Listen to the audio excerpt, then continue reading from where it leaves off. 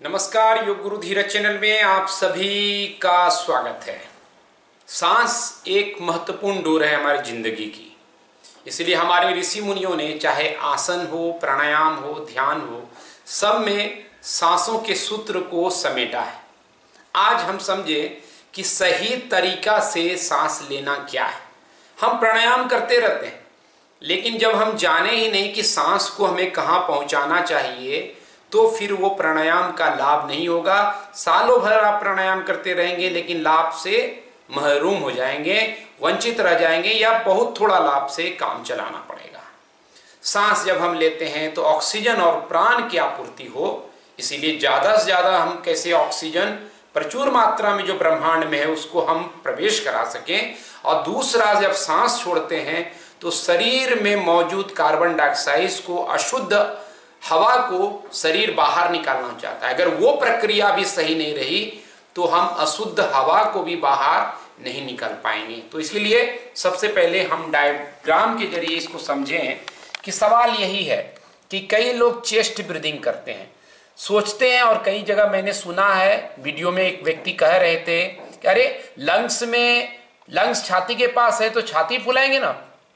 लेकिन एक्चुअल में सांस लेने की प्रणाली में वो बात नहीं। इसीलिए हमें छाती से सांस लेना सही है कि बेली ब्रीदिंग यानी जो वशिष्ठ प्राणायाम में करते हैं पेट को फुलाते हुए, वो सही है। इसको समझें कि क्या साइंटिफिक वे से सही है, फिर हम सांस लेके भी आपको दिखाएंगे। दूसरे पिक्चर में आते हैं, उसका पहला हिस्सा देखिए, सांस लेना को। पूरे पिक्चर को ना देख करके एक हिस्से को देखना पड़ेगा आपको। तो इसमें एक हिस्सा क्या है कि सांस लेना, कि जब देख रहे हैं आप यहाँ पे कर्सर को कि सांस प्रवेश कर रहा है तो सबसे पहले क्या होना चाहिए, डायग्राम कर रहा है कि पेट बाहर होना चाहिए। जब आप पेट बाहर करते हैं तो लंग्स जो है ऑक्सीजन से भरता है, और तब क्या होता है कि जो नीचे डायफ्राम है वो जितना नीचे आएगा उतना ज़्यादा ये जो समझ लीजिए एक तरह का आपका बैग है लंग्स का, वो ऑक्सीजन से भर जाएगा। इसलिए पहली प्रक्रिया दिखाया गया है पेट बाहर, फिर डायफ्राम नीचे, ये जो लाइन दिखा रही है डायफ्राम नीचे, फिर लंग्स में ऑक्सीजन भर पाएगा। इसलिए अगर आपने ये हिस्सा काम नहीं किया पेट का तो आपका लंग्स भरने का जो फलसफा है वो पूरा नहीं होगा। अब यहाँ देखिए दूसरी पिक्चर में, यहाँ सांस छोड़ने को दिखाया गया। तो उसकी पहली प्रक्रिया क्या है कि पेट अंदर कीजिए, आपने आप डायफ्राम ऊपर की तरफ जाएगा और वो कार्बन डाइऑक्साइड को बाहर की तरफ पुश करेगा, और ये नाक से देखिए कार्बन डाइऑक्साइड बाहर। तीसरी तस्वीर में और इसको अच्छे से समझते हैं, क्योंकि ये डायफ्राम के इमेज को दिखा रहा है कि यहाँ पर हम देख रहे हैं कि ये लंग्स है पूरा एरिया जो छाती के पास है, और ठीक जो डायफ्राम होता है वो लंग्स के साथ, ये जो लाइन आप देख रहे हैं जहाँ तीर लगा हुआ है इसके साथ चिपका रहता है। हम लंग्स फेफड़ा बोलते हैं, डायफ्राम भूल गए। और जो टीबी वाले लोग हैं जो बोलते रहते हैं वो भी डायफ्राम के बारे में नहीं जानते हैं, सांस की जो शारीरिक प्रक्रिया उसको नहीं समझते हैं, इसलिए वो भी बोलते हैं छाती में सांस भरो, छाती में सांस भरो। एक्चुअल में वो रॉन्ग प्रोसेस है। तो देखिए जब हम यहाँ पर पहली पिक्चर में देखते हैं कि यहाँ इंटर हो रहा है सांस, देख रहे हैं आप, ये इंटर है सांस।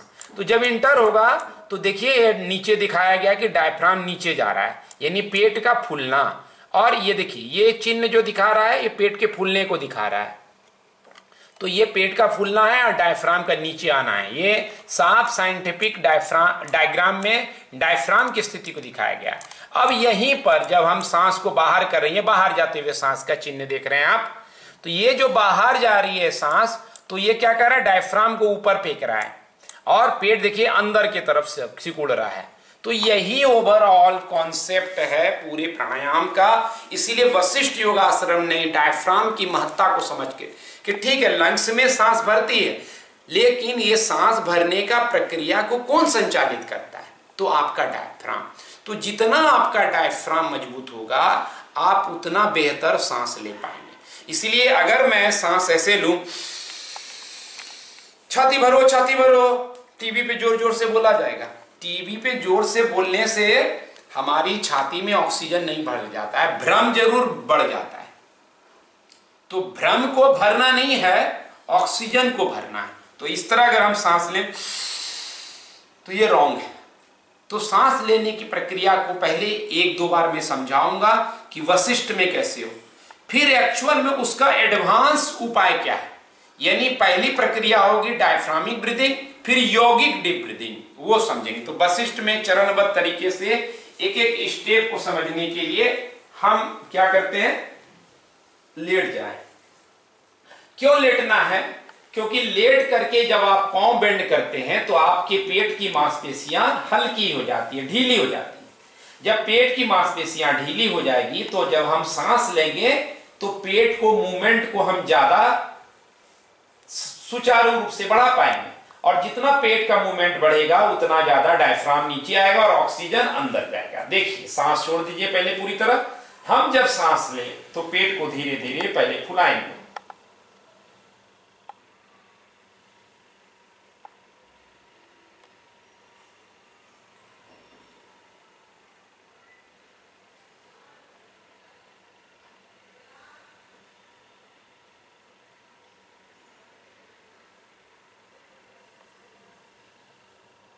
अब सांस छोड़ें, पेट अंदर।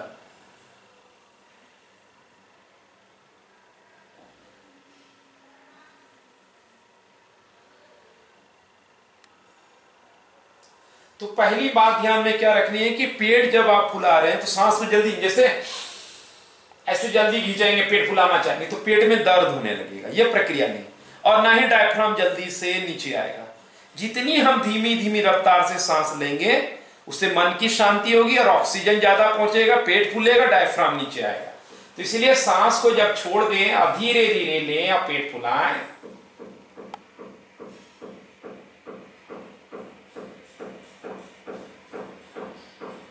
जितना धीरे हो सकता है, यहां पे मैं बता रहा हूं, इससे और स्लो किया जा सकता है। तो अगर आपने वशिष्ठ प्राणायाम नहीं किया तो इसीलिए वशिष्ठ प्राणायाम की खोज हुई, क्योंकि वशिष्ठ प्राणायाम से ही आप डायफ्राम को मजबूती दे सकते हैं। और बिना डायफ्राम को मजबूत किए आप अनुलोम विलोम कीजिए, आप उज्जयी कीजिए, ओंकार कीजिए, भ्रामरी कीजिए, किसी भी प्राणायाम का समुचित लाभ नहीं मिल पाएगा, क्योंकि आप ऑक्सीजन ले ही नहीं पाएंगे ज्यादा। इसलिए इस प्राणायाम को यानी वशिष्ठ प्राणायाम को मैंडेटरी करना होगा, यानी जरूरत है, एकदम से कंपलसरी, इसको करना ही है। अगर आप डायफ्राम को या दैनिक जीवन में जैसे हम नॉर्मल चल रहे हैं, काम काज कर रहे हैं, तो मेरा डायफ्राम इतना अच्छा रहेगा, जितना अच्छा रहेगा उतना ज्यादा ऑक्सीजन रहेगा, उतना हम एनर्जेटिक दिन भर फील करेंगे। अगर आप थकते हैं जल्दी, आपको लगता है दिन भर में थक जाता हूं कुछ भी, तो आप समझ लीजिए कि ऑक्सीजन का आदान प्रदान सही से नहीं हो रहा है।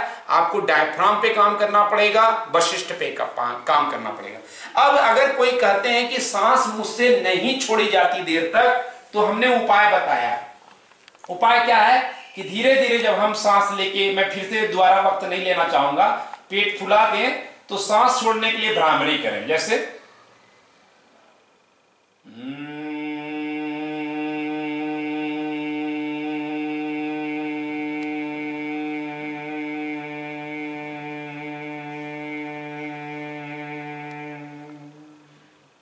भ्रामरी दो लाभ देगा। एक तो सांस देर तक छूटेगी और मन को भी बहुत शांति आएगी, ब्रेन का विकास भी होगा। और यह प्राणायाम ऐसा है, वशिष्ठ बुजुर्ग लोग, बीमार लोग, किसी तरह से अंग भंग वाले लोग, कोई भी कर सकते हैं, स्वस्थ लोग, रोगी लोग, निरोगी लोग, सबके लिए ये सर्व सुलभ प्राणायाम है। इसको ज्यादा से ज्यादा आम जीवन में इसको आप भेजें, शेयर करें। अब देखिए, इसमें हम लंबी ब्रीदिंग करें, यानी पहली बार। अब सवाल उठेगा, आखिर हमको पेट में सांस भरनी चाहिए चेस्ट में? शुरुआत में पेट में सांस भर के लंबी सांस करें, और ज्यादा लंबी करना है तो पेट से होते हुए उसी सांस को हम चेस्ट के तरफ एक्सपांड करें ताकि वो लंबा हो। तो लंबी सांस कैसे लें? योगिक डीप ब्रीदिंग, जो वशिष्ठ प्राणायाम की उच्च अवस्था है, इस उच्च अवस्था को समझें। सांस छोड़ दीजिए,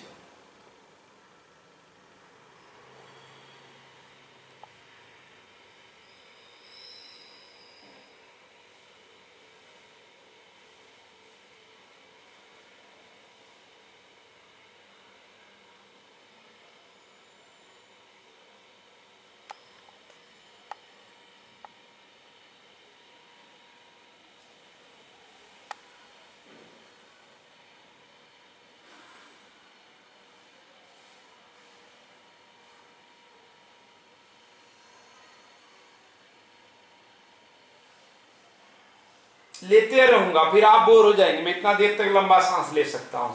और जब छोड़ें तो पहले छाती से छोड़ते हुए, फिर पेट को छोड़ते हुए, पेट से छोड़ते हुए सांस को पूरी तरह भ्रामरी करते हुए करेंगे तो आपको ज्यादा देर तक सांस छूटेगी।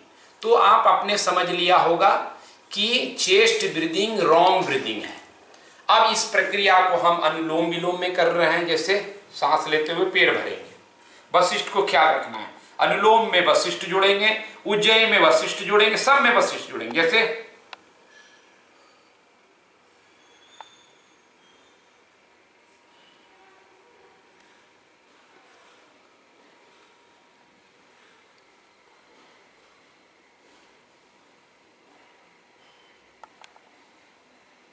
लेता रहूंगा, आप बोर हो जाओगे देख के, लेकिन करने में मस्त हो जाओगे। देखने में बोर हो सकते हो, लेकिन करोगे तो मस्त हो जाओगे। ये मैंने एक बार सांस लेके दिखाया, फिर सांस छोड़ते हुए राइट, फिर राइट से लेंगे। तो कैसे करना है अनुलोम विलोम कि हम पेट से पहले भरेंगे, फिर छाती में भरें। लेकिन आपको सिखाया अनुलोम। अब टीवी में इतने बड़े लोग दिख जाते हैं सांस ऐसे लेते, लगता है आपको कि यही आदर्श सांस की स्थिति है। बस आपका स्वास्थ्य आदर्श नहीं रह पाता है। ऐसा जरूरी नहीं है कि जो दिखता है वही सही है, इसीलिए सही के पड़ताल पहुंचाना मेरा काम है। तो हमने इसी को और एडवांस रूप में 4 प्राणायाम को मिश्रित करके परशुराम प्राणायाम बनाया है कि बैठे बैठे, जिसमें वशिष्ठ, उज्जयी, कपालभाति का छोटा सा अंश, बंध, कुंभक, ये तमाम चीज लगा करके कैसे हम परशुराम प्राणायाम को करें, वो भी आप देख लीजिएगा। अलग से सर्च करके परशुराम प्राणायाम मिल जाएगा। तो इस तरह से आप नियमित प्राणायाम कीजिए, आपका लाभ कई गुना बढ़ जाएगा। इसका मैं अभी आपके समक्ष आपको साक्षी रखते हुए दावा कर सकता हूं। धन्यवाद। जय हो, निरोग रहें, पूरा सांस से भरे रहें। और आपने देखा कोरोना काल में ऑक्सीजन सिलेंडर साबित हुआ है वशिष्ठ प्राणायाम। कई लोगों ने अपने अनुभव को शेयर किए हैं। तो आप भी अपने सिलेंडर को साथ लेके चलिए, वशिष्ठ को हमेशा साथ रखिए। हरि ओम।